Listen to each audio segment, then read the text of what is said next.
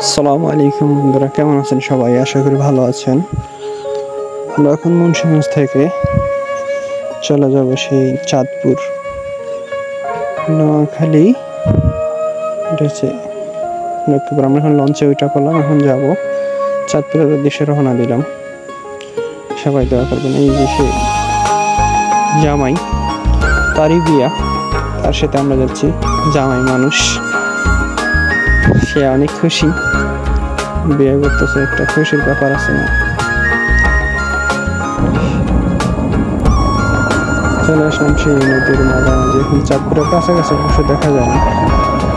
অনেক সুন্দর লঞ্চটা, 4 তলা লঞ্চ, অনেক সুন্দর। 2 তলা, 2 দিক দিয়ে সিঁড়ি আছে। প্লেসটা দেখেন কত সুন্দর, আর লঞ্চটার সাইজ বিশাল।